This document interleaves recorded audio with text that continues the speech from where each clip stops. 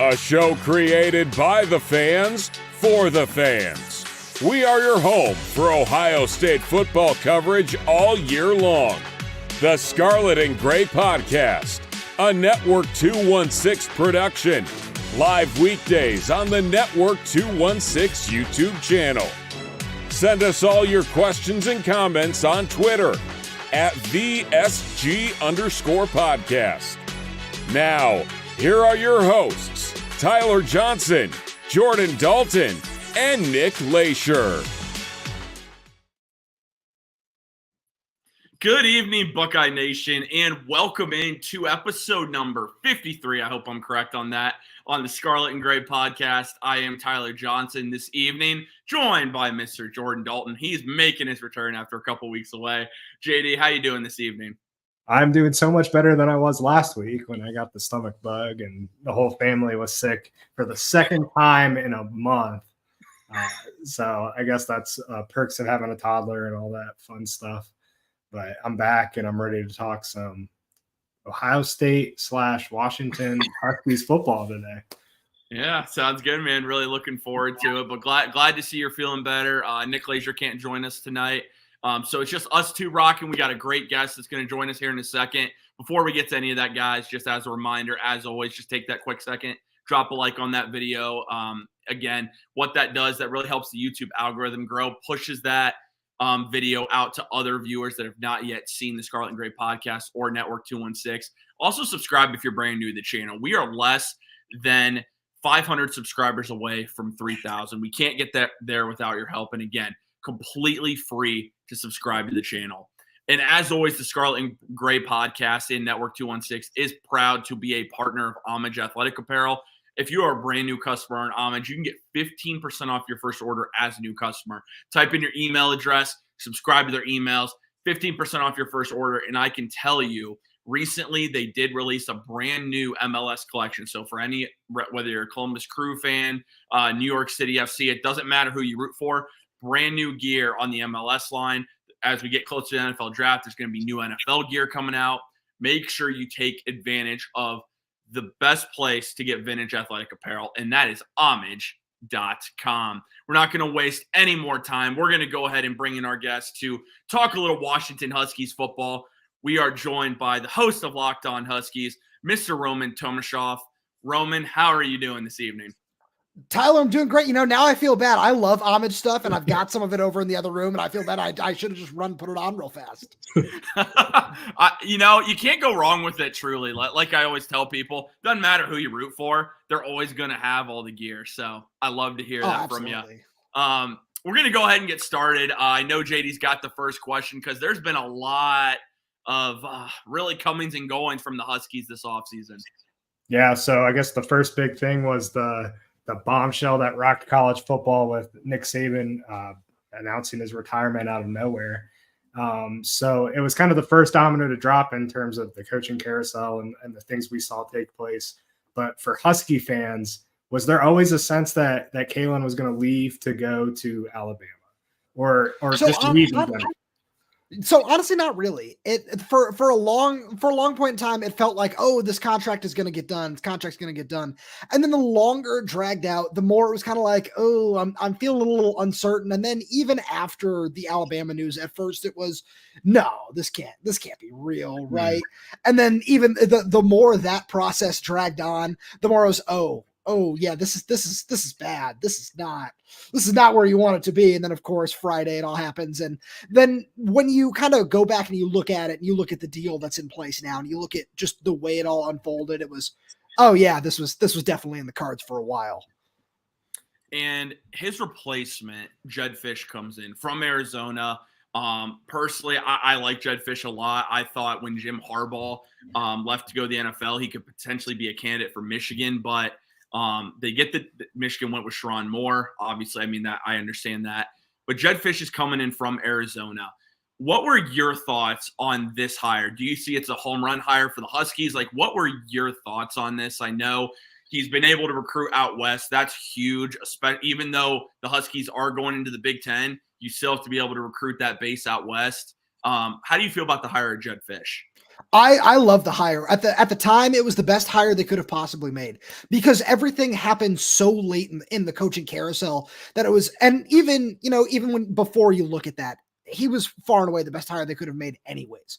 Because the more you look at it, not only in terms of roster construction, recruiting, everything that you want, he has done a really good job of following through on. And while, the national perception isn't necessarily what it should be, Washington has a really good NIL and just donor backing in general, despite what Troy Dannon, Nebraska's new athletic director, might, say about that at some point. But because when you go look at the assistant coach salary pool that he has, as a New England Patriots fan, I was thrilled when he went out and hired Bill Belichick. Not only, or excuse me, Steve Belichick. They sound the same. But when he went out and made that hire, it was on the heels of him saying to us in the media, yeah, this assistant salary pool that I have gives me the power to go out and hire whoever I want. And he hires somebody who he has a connection with, who can bring an elite defensive scheme into college football, much like Michigan did over these last couple of years. And just everything along those lines in terms of the staff he's brought with him, the way they develop guys down at Arizona, the way they aren't afraid to play young guys and kind of take their lumps early on, knowing that they can build that into something bigger. And some of the guys he brought with him from Arizona too, and Jonah Coleman, Ephesians Prysock, there's a lot of talent coming with him from Arizona. He was able to retain some of the key guys in the transfer portal. I know you guys want to talk about Will Rogers, but in that same vein, Drew Party from San Diego State is another big one. He's probably going to end up playing left tackle this year. Cal transfer receiver Jeremiah Hunter is going to be a dude this year. I love watching him play so much. He was awesome playing against the Huskies this past season when Cal came to town. And really things are not as bad as they kind of felt originally in the first 48 hours after DeBoer left. And you're following up on the athletic director. It at least came as a shock, at least to a lot of people, that Nebraska moved pretty quickly to replace their athletic director. And Nebraska, of course, takes Troy Dannon as their new AD. Did this come as a shock to you, or like this seemed to get done really quickly? Yeah, that one was definitely a shock. I remember I was laying in bed. It was 7 a.m. and I was like, wait, hold on, what just happened? And it was the same for basically everybody around the Husky media space. It was, hold on, this was not something that we saw coming. Mm-hmm. And then again, like with the Kalen DeBoer thing, where the more you look into it, his family never moved up tier. There were certain things that kind of were indicators of, oh yeah, okay, maybe if there were certain things that were a little bit more publicized, we would have heard. And maybe this, because with Nebraska, it was a very spur of the moment with their guy leaving for Texas A&M and everything. That mm-hmm. was that same sort of immediate shock. And then UW is in the process of interviewing. It sounds like there are a couple of guys that are that they're moving forward with. I won't put any names out there. I will say the one name I've heard the most throughout the process is Washington State athletic director Pat Chun, where it seems like that's kind of the favorite right now from everything I've heard. It's interesting that you mentioned Chung, because I remember when Ohio State was looking for a replacement for Gene Smith, because Gene Smith is going to step down. He was one of the names that I remember sharing with JD and the other member of our podcast, that it looked like Chung was actually one of the favorites. They obviously went and hired Ross Bjork, but Chung would be, I think, a really good hire for you guys. And now we go to the transfer portal. JD, what about Will Rogers? Yeah, so Will Rogers coming in, it's almost kind of the same situation you had with Michael Penix, an experienced guy who's broken every record passing at his school. He's coming into this almost a depleted Washington team if you look at what they're losing to the draft and transfer portal and things like that. So what are the expectations for Will Rogers coming into the season? And are you excited to see him play in the Big Ten? I mean this in the nicest possible way when I talk about Will Rogers. He is a perfect stopgap quarterback where the offensive line is nowhere near complete. That's the biggest question that I have when I think about Will Rogers and this team this year is right now, I mentioned as a party, he's the one guy who is certainly locked into a starting role.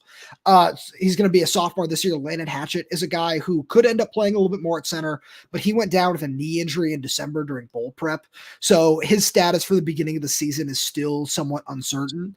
And outside of that, it seems like they're going to address a couple of needs to the transfer portal. We'll see, if any some of the younger guys like the redshirt freshmen are able to step up and make an impact in spring ball. But When I think about Will Rogers, I really do just think about him in that light as a stopgap, as somebody who is really good at distributing the ball. He's not going to necessarily take a ton of big-time shots downfield. And I mean, hey, without Rome Odunze, Jalen McMillan, Jalen Polk, it's not necessarily going to be really needed all the time to do that. But when you look at just the way the offense is constructed, it's going to be built around 2 running backs in Coleman and Cameron Davis. And then it's just going to be distribute the ball, get it into Jeremiah Hunter's hands. There are a couple other guys like Giles Jackson and Denzel Boston that I'm really, really high on. And then with Rodgers, it just feels like it's going to be at 7-5, 8-4, 9-3, just somewhere in that realm where it's good. I don't necessarily know if it's going to be great.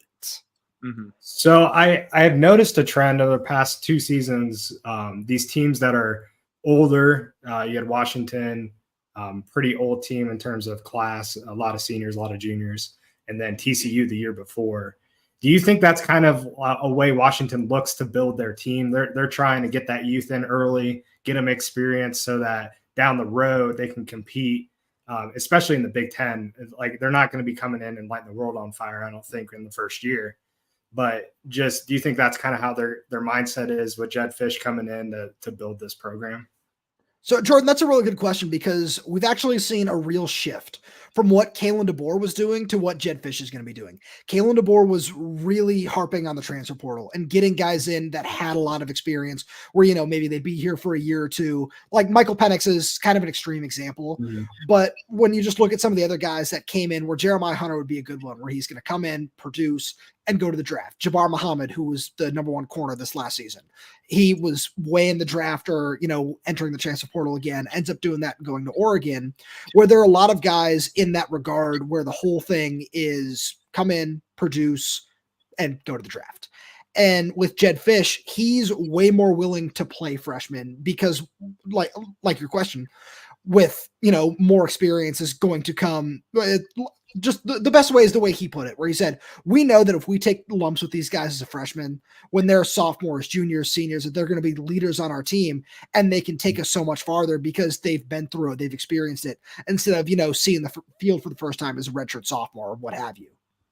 And that's something you think that coming into the season, especially coming off of a national championship appearance, like the fans are willing to accept that? That's where it gets tough, where there are certainly fans who are, like when I say 7-5, 8-4, I get all these people in our comments. So you're blowing smoke, you're being too positive. It's like, no, like that's certainly possible. And I mean, I understand coming off a 14-1 season, you're going to expect a little bit more, but it's something where I think if Jedd Fisch, one of his big goals was bringing in a top 15 recruiting class. He wants it to be the best in school history is what he said. So if he's able to do that and you're able to see some of these guys get on the field a lot sooner, I think fans might be a little bit more willing to accept it because they can look at it and say, all right, like I see the vision, I see what he's building. Whereas right now, like I said earlier, where everything is so late on in the process, where he wasn't able to go out and get a whole bunch of offensive linemen like he might have liked, and he wasn't able to really recruit from anywhere other than Arizona and UCLA, where nobody wanted to leave. So outside of that, he wasn't really able to build his full vision. And I feel like there might be a huge tone switch after spring practice. Gotcha. And we have 2 more questions for you here, Roman, before we let you go. So first off, the Huskies are losing a ton of talent, kind of like JD said. I mean, you're losing Michael Penix Jr., you're losing Tillon Johnson, you're losing one of the best, if not, some would say the best receiving core in the country. Buckeye fans would like to have an argument on that one. But Romeo Odunze, Jalen Polk, Jalen McMillan, all gone. Jack Westover at tight end gone as well. I mean, you're losing a ton of talent, not only to the NFL draft, but also in the transfer portal. But who are some players this year that Buckeye fans should know to watch on the Washington side of things? Yeah, so a couple of the guys I mentioned, right, where Jeremiah Hunter is going to be a big one where I have a feeling he's going to produce and go to the NFL draft this coming year. But some of the underclassmen that I'm really, really high on, one is sophomore wide receiver Denzel Boston, where he was pushing some of those wide receivers in camp last fall. And obviously when you have Rome Odunze, you have Jalen McMillan, you have Jalen Polk, and Jeremy Bernard, who transferred to Alabama, all in front of you, you're not necessarily going to see the field the whole time. That's to no fault of his. He's a super talented guy. He's somebody I expect to take a big step forward this year. A couple other guys I really like personally on defense. edge rusher Zach Durfee is somebody who was really set to make a huge impact last year.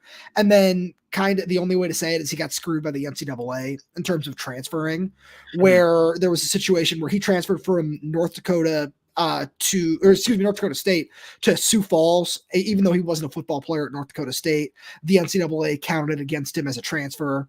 So he had to sit out last season, which was really tough to see, but he's a really, really talented athlete. And then Lance Holtzclaw, somebody else, where he's another edge rusher who's just really developed over the last couple of years. He needed to put on some weight and has done a really good job of doing that. He's somebody who fits perfectly into what Steve Belichick wants to do on defense. And then a couple veteran guys that I'm really excited about. Carson Bruner is going to be one of the best linebackers in the Big Ten. He came on late. He came on really, really strong after just kind of assuming a starting role later on in the year. He's somebody who really flies around, does a fantastic job of just getting guys on the ground.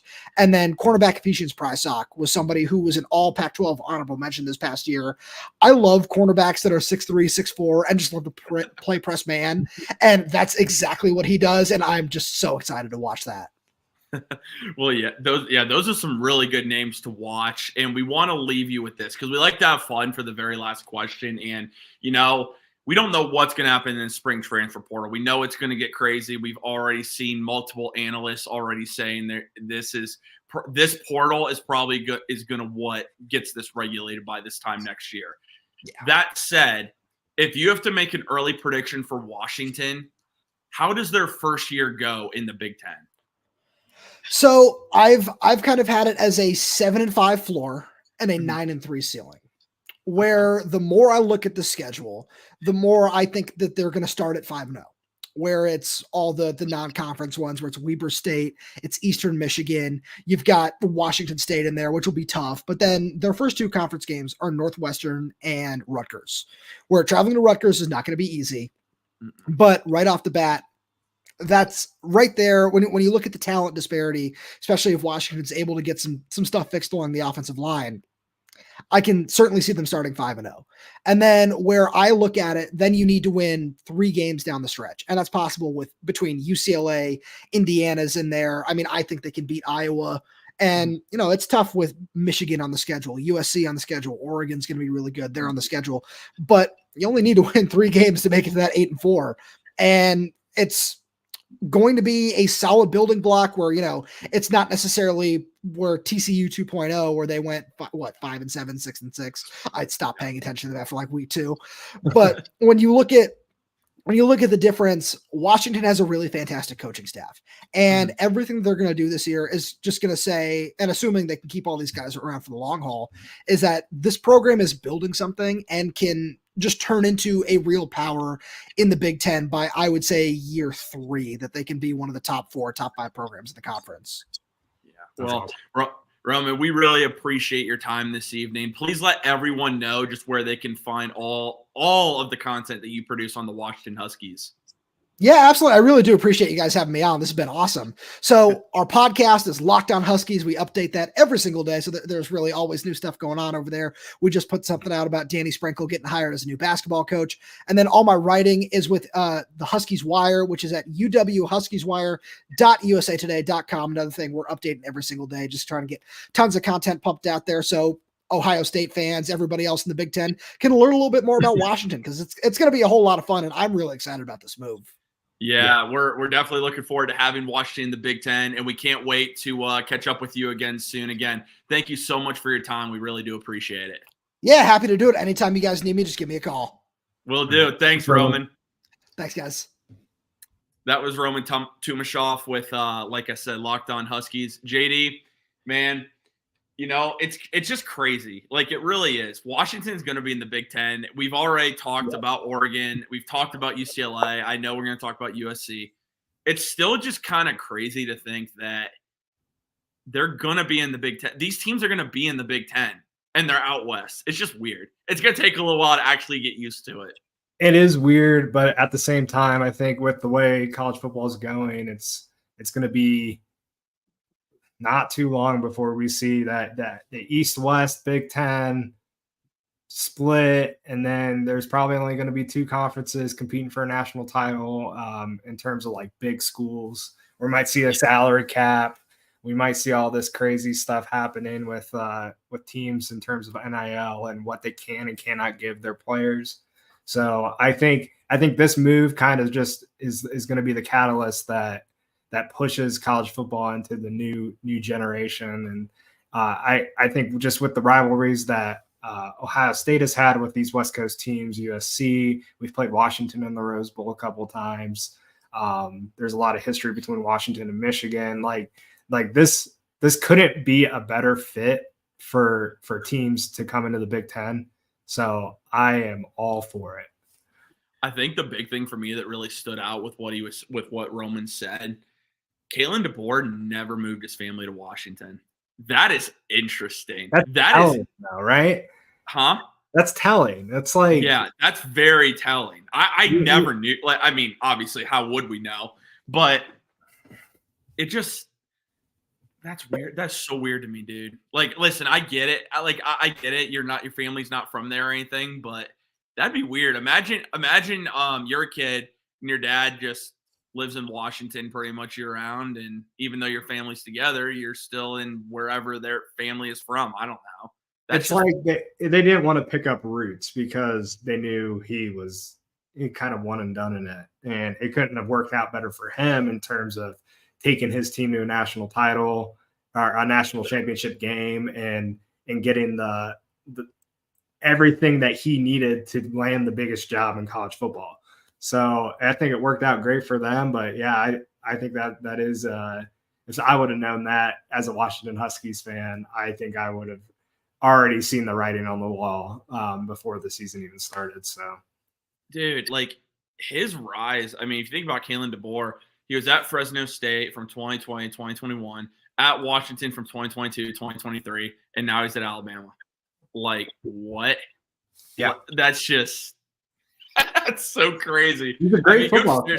Good for him, man. Yeah. Good for him. The fact that you can go that kind of ladder, oh my goodness, it's wild.